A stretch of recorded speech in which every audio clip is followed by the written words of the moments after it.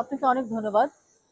আমরা এই মেলাটাতে অংশগ্রহণ করেছি কারণ হলো আমরা মালয়েশিয়াতে আমাদের এখানে আপনি দেখবেন যে আমাদের ৮টা বুথে প্রায় ১৬ জন আমাদের এন্টারপ্রেনিউর আছে এবং বিভিন্ন সেক্টরে মাল্টি সেক্টরাল এখানে আমরা প্রোডাক্টের জন্য তাদেরকে পাঠিয়েছি এবং এটা আমাদের এক্সপোর্ট প্রমোশন ব্যুরোর যে আমাদের যে ভিশন এবং মিশন আছে সেটা হলো ফ্যাসিলিটেশন।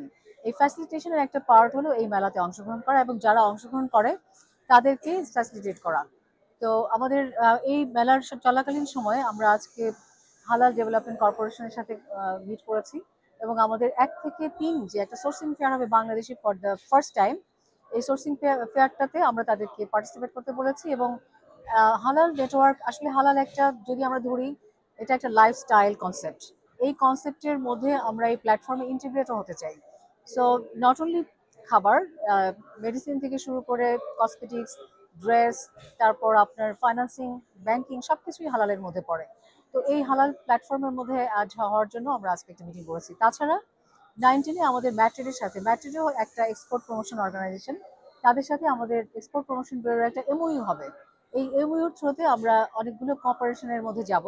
ফর এক্সাম্পল, আপনারা জানেন যে বাংলাদেশি প্রোডাক্ট যদি মালয়েশিয়ান মার্কেটে আসে, বিশেষ করে খাবার, এখানে অনেকে রেডিমেড আমাদের বিরিয়ানি নিয়ে আসছে এবং সর্ষে ইলিশও নিয়ে আসছে, যেটা খুবই উপাদেয় আমাদের কান্ট্রি রিপ্রেজেন্ট করে।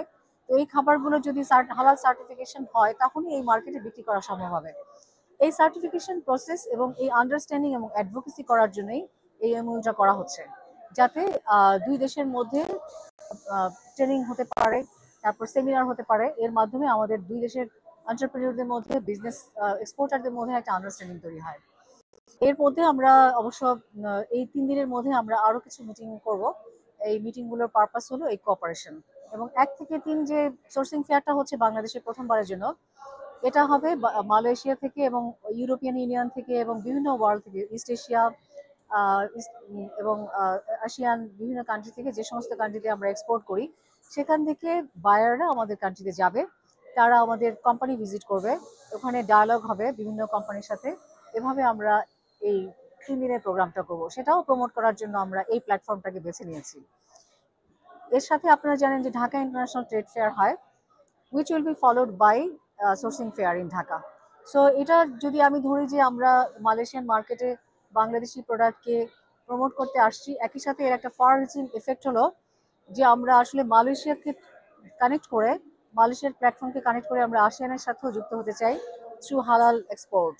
এই মেলাটা আমরা গত বছর হয়তো আমাদের করা হয়নি, কিন্তু এই বছর আমাদের ক্যালেন্ডারে এটা আছে এবং ফিউচারেও এই ক্যালেন্ডারে আমাদের এই মেলাটা আছে এবং এই ক্যালেন্ডারগুলো ঠিক করা হয় আমাদের স্টেক হোল্ডারদের মাধ্যমে, কনসালটেশনের মাধ্যমে।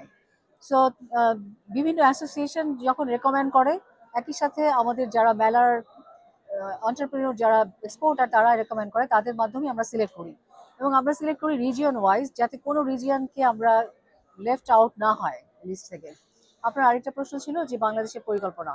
হ্যাঁ, আমাদের পরিকল্পনা তো আছে। আপনি জানবেন যে আমাদের বাংলাদেশ থেকে কয়েকবার ভিজিটও হয়েছে এবং হালাল, সেমিকন্ডাক্টর, এগুলো এই সমস্ত অ্যাসোসিয়েশনের সাথে বারবার আমাদের বসা হচ্ছে। হালাল যদি আপনি মনে করেন যে এটা মুসলিম কান্ট্রি শুধু, এখন কিন্তু হালালটা গ্লোবালি খুবই একটা ডিজায়ার্ড এরিয়া হয়ে গেছে। আপনি হয়তো জেনে খুবই মানে জেনে থাকবেন যে এটার মার্কেট প্রায় 30+ ট্রিলিয়নের মতো এবং এখানে কিন্তু নন মুসলিমই বেশি। কারণ হালাল বলতে আমরা শুধু যে খাবারটাকে মানে একটা Islamic concept, it's not that. এটা হলো আপনার fair and justice to labour standard, to food quality, to sourcing, to tracing, সব কিছু। তো এই পুরো স্ট্যান্ডার্ডটাই কিন্তু হালাল কনসেপ্টের। এবং আপনি আমরা আমরা প্রাউড ফিল করে বলতে পারি এটা কিন্তু আমাদের ট্রেডিশনে অনেক দিন আগেই আছে। এখন যেরকম ইউরোপিয়ান ইউনিয়নের কমপ্লায়েন্সের কথা বলা হয়, স্ট্যান্ডার্ডের কথা বলা হয়, এই স্ট্যান্ডার্ডগুলো কিন্তু আমাদের হালাল কনসেপ্টের ভিতরে অলরেডি আছে ইমবেডেড। সো আমাদের এখন দরকার হলো মালয়েশিয়ার মার্কেটের সাথে আরেকটু আন্ডারস্ট্যান্ডিং যারা আসছেন, আর এই সাথে সাথে আমরা আসিয়ান মার্কেটেও যাতে ঢুকতে পারি, আমরা সেই জন্যই আমরা কথা বলছি।